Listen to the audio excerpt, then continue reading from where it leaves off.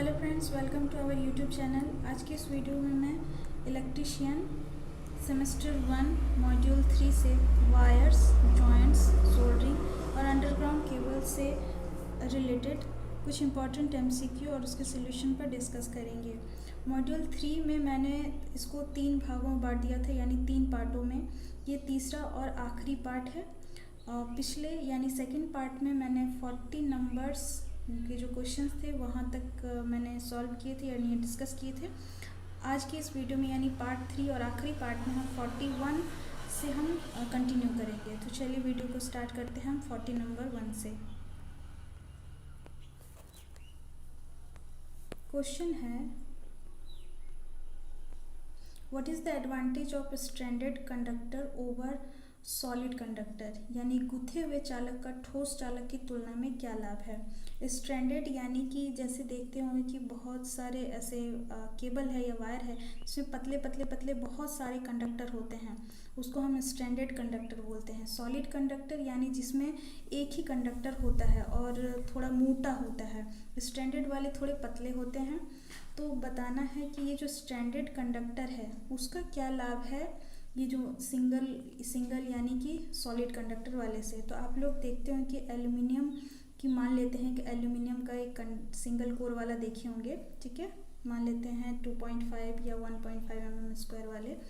तो उसका आप देखते हैं कि अगर उसको 2-3 बार इस तरीके से आपने टर्न किया और वापस बैक उसको टर्न किया, जिस तरीके से अगर हमने मान लेते हैं कि इस तरीके से टर्न लिया, ठीक है, 2-3 बार ऐसे कहीं से कनेक्ट करने के लिए वापस उसको खोला और बैक पीछे की ओर लेके गए, तो क्या होता है कि सिंगल कोर वाला उसका जो मैकेनिकल स्ट्रेंथ होता है वो बहुत कमज़ोर हो जाता है, यानी कि वो टूटने जैसा होता है। और 2-3 बार अगर आपने इधर उधर किया तो वो टूट भी जाता है। लेकिन जो मल्टी स्ट्रैंडेड यानी मल्टी कोर पतले पतले जो तार वाले होते हैं कोर वाले, तो उसको अगर आप 2-3 बार मरोड़े, 4 बार मरोड़िए, 5 बार मरोड़िए, टर्न कीजिए, ट्विस्ट करिए, फिर वापस सीधा करिए, तो हो सकता है कि 1-2 स्ट्रैंड टूट जाता है, लेकिन बाकी सब फिलहाल उसमें कोई नुकसान नहीं होता है, वो ठीक ठाक रहता है।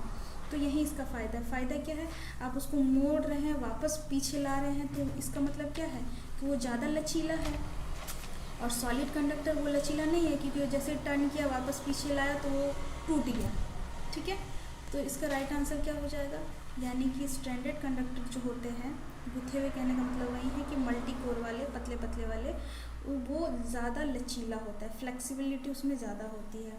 किसके कंपैरिजन किसके कंपेयर में, तो सॉलिड कंडक्टर के कंपेयर में। तो इसका राइट का आंसर क्या हो जाएगा, ऑप्शन बी, यानी मोर फ्लेक्सिबल, अधिक लचीला होता है।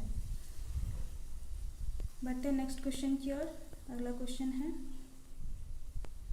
what is the current capacity of the 16 ampere cable if it is protected by coarse access current protection। तो इसका हम इसी प्रकार का एक क्वेश्चन और आया था, तो ये फॉर्मूले पे रख के हम इसको सॉल्व कर लेंगे। तो केबल की जो करंट कैरिंग कैपेसिटी कितनी है, 16 एम्पियर है, और इसका करंट फैक्टर जो रेटिंग फैक्टर है मैंने बताया था 0.81 है। तो सिंपली हम इसको क्या करेंगे, 0.81 से मल्टीपल कर देंगे। तो मल्टीपल जैसे करेंगे तो 12.96 आ जाएगा। तो ये 9.6 जो आ गया, हम इसको हम अप्रॉक्सीमेटली हम 13 एम्पियर ऐसे समझ सकते हैं। तो इसका राइट आंसर क्या हो जाएगा, 13 ampere, option B 13 ampere.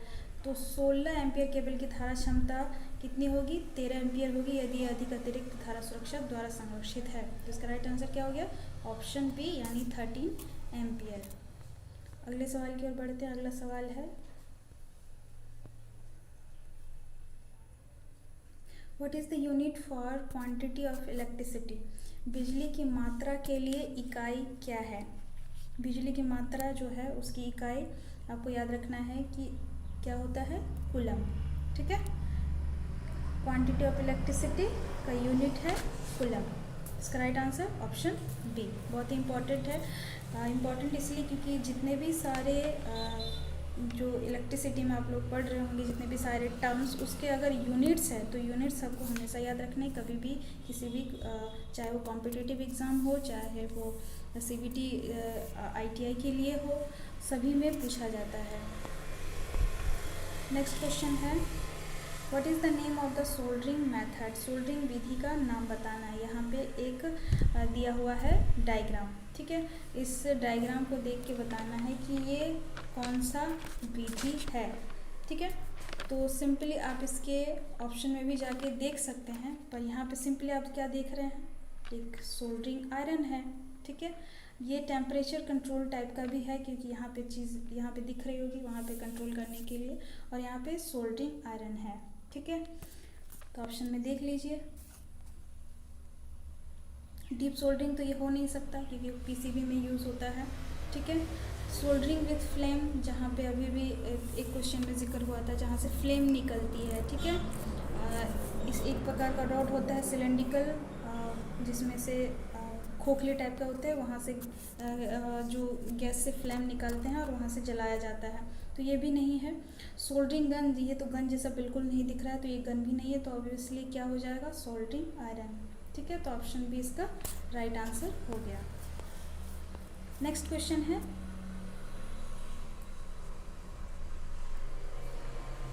What formula is use to find electromotive force यानी ईएमएफ। विद्युत वाहक बल ज्ञात करने के लिए किस सूत्र का उपयोग किया जाता है। तो विद्युत वाहक बल जो है ईएमएफ ज्ञात करने के लिए फॉर्मूला होता है पोटेंशियल डिफरेंस प्लस 1 मिनट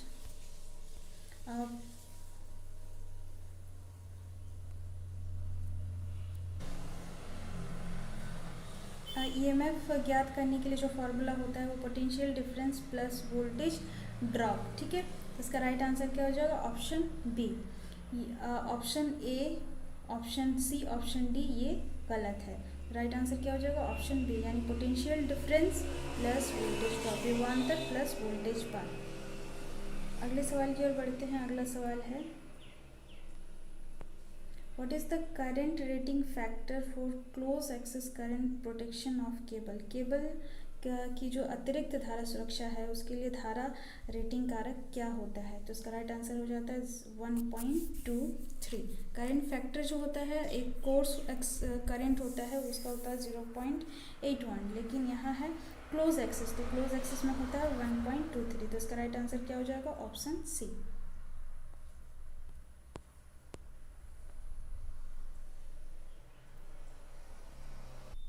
अगला सवाल है what is the disadvantage of solid conductor compare to stranded conductor. ठोस चालक की गुथे हुए चालक की तुलना में क्या हानि है। ये क्वेश्चन जो है अभी पूछा गया था, लेकिन उसमें थोड़ा सा अंतर ये था कि उसको घुमा के पूछा था, यानी उसका उल्टा ये क्वेश्चन है। ये उसमें पूछा गया था कि स्टैंडर्ड कंडक्टर का क्या लाभ है कंपेयर टू सॉलिड कंडक्टर। इसमें बोला जा रहा है कि सॉलिड कंडक्टर का क्या हानि है कंपेयर टू स्टैंडर्ड कंडक्टर।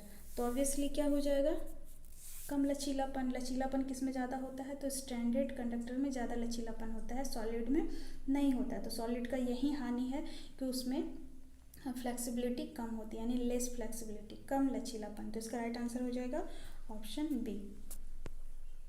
अगला सवाल है what is the name of the soldering method. इस सोल्डरिंग विधि का नाम क्या है। यहाँ एक फिगर दिया हुआ है, इसमें आपको बताना है कि इस विधि का नाम क्या, सोल्डरिंग किया जा रहा है, इस विधि का नाम क्या है। तो साफ साफ दिख रहा हो कि यहाँ पर क्या है, एक गन है, सोल्डरिंग गन है, और वहाँ से सोल्डरिंग किया जा रहा है। तो ऑब्वियसली ये सोल्डरिंग गन से आयरन सोल्डरिंग की जा रही है। तो इसका राइट आंसर क्या हो जाएगा, सोल्डरिंग विथ सोल्डरिंग गन, ठीक है, सोल्डरिंग विथ सोल्डरिंग गन। तो इसका राइट आंसर हो गया ऑप्शन सी। अगले सवाल की ओर बढ़ते हैं। अगला सवाल है what is the cause for cold solder defect in soldering. Soldering में ठंड सोल्डर दोष का क्या कारण है, ठीक है, ये बताना है। तो अगर कोई सोल्डरिंग में ठंड सोल्डर यानी कि सही से नहीं हुआ है सोल्डरिंग, तो इसका डिफेक्ट क्या हो सकता है, मतलब क्यों हो रहा है। तो ये डिफेक्ट जो है इनसफिशिएंट हीटिंग की वजह से है। तो इसका राइट आंसर क्या हो जाएगा, अपर्याप्त ऊष्मन, यानी इनसफिशिएंट हीटिंग की वजह से। हीटिंग होगा तभी तो मेल्ट होगी, ठीक है, मेल्ट होगा तभी तो अच्छे से सोल्डरिंग होगी। और अगर अच्छे से हीट नहीं हुआ सोल्डरिंग जिससे भी कर रहे हैं, जिस भी विधि से, चाहे वो सोल्डरिंग गन हो, ब्लो लैंप हो या सोल्डरिंग आयरन हो, अगर हम उसको अच्छे से हीट नहीं देंगे तो वो सोल्डरिंग अच्छे से नहीं होगी। यही कारण है कि जिसकी वजह से कोल्ड सोल्डर डिफेक्ट हो जाता है। तो इसका राइट आंसर हो जाएगा ऑप्शन बी। अगले सवाल की ओर बढ़ते हैं। अगला सवाल है, What happens to the voltmeter if it is connected as an ammeter? क्या होता है यदि वोल्टमीटर को एमीटर की तरह जोड़ा जाता है? ठीक है, सवाल, वोल्टमीटर हम पैरेलली जोड़ते हैं, कोई भी सर्किट हो हम उसको पैरेलल जोड़ते हैं, यानी कि इसके एक सिरे को फेस देते हैं, एक सिरे को न्यूट्रल से जोड़ते हैं। और एमीटर क्या होता है, हमेशा हम सीरीज में जोड़ते हैं। ठीक है, ये चीज़ आप लोगों को मालूम है। लेकिन अगर क्या कहेंगे कि अगर हम एक वोल्टमीटर को एमीटर की तरह सीरीज में जोड़ दें तब क्या होगा? ठीक है, तो सीरीज में अगर हम जोड़ देंगे तो इसका रेजिस्टेंस क्या होता है, वोल्टमीटर में हाई होता है। ठीक है, तो रेजिस्टेंस अधिक होने की वजह से सर्किट में रेजिस्टेंस इसका खुद ही ज़्यादा हो जाएगा, तो करंट का जो मान होगा वो एमीटर की तरह नहीं ले पाएगा। ठीक है, यानी उसका रीडिंग क्या होगा, बहुत ही कम होगा, लो रीडिंग होगा। तो इसका राइट आंसर हो जाएगा ऑप्शन ए। नेक्स्ट क्वेश्चन है, which is the example for force excess current protection? अधिक अतिरिक्त धारा सुरक्षा हेतु क्या उदाहरण है? देखिए, एग्जाम्पल है कोर्स एक्सेस करंट प्रोटेक्शन के लिए, तो इसका राइट आंसर हो जाता है option D, rewirable type fuse unit, यानी पुनः तार बांधने वाले योग जो फ्यूज होते हैं उसका ये राइट आंसर हो जाएगा। ठीक है, अब नेक्स्ट क्वेश्चन है, और इस मॉड्यूल का ये लास्ट, और इस पार्ट का, इस वीडियो का भी लास्ट, और मॉड्यूल का भी लास्ट क्वेश्चन है। मॉड्यूल 3 में इतने ही क्वेश्चन थे, वायर जॉइंट सोल्डरिंग और अंडरग्राउंड केबल में। ये लास्ट क्वेश्चन है, which conductors are use for distribution lines? यानी विस्तार लाइन, डिस्ट्रीब्यूशन लाइन के लिए कौन सा कंडक्टर उपयोग होता है? डिस्ट्रीब्यूशन हो या ट्रांसमिशन लाइन हो, हमेशा वेयर कंडक्टर ही यूज़ होता है। वेयर कंडक्टर कहने का मतलब जिसके ऊपर कोई इंसुलेशन नहीं होता है। ठीक है, तो इसका राइट आंसर हो जाएगा ऑप्शन सी, इंसुलेटेड नहीं होता है, कोई भी प्रकार के इंसुलेटेड नहीं होता है। ठीक है, तो इसका राइट आंसर क्या हो जाएगा, ऑप्शन सी, यानी वेयर कंडक्टर, जिसके ऊपर कोई भी इंसुलेशन नहीं हो। तो ये थे मॉड्यूल 3 के आखिरी पार्ट। इससे पहले 2 और वीडियो है जिसमें इससे पहले वाले क्वेश्चंस को डिस्कस किया गया है, तो आप इस वीडियो को ज़रूर देखें। आई होप कि आने वाले CBT एग्ज़ाम में ये हेल्पफुल होगी, आपको अच्छे तरीके से समझ आ गई होगी। सो धन्यवाद, जय हिंद, जय भारत।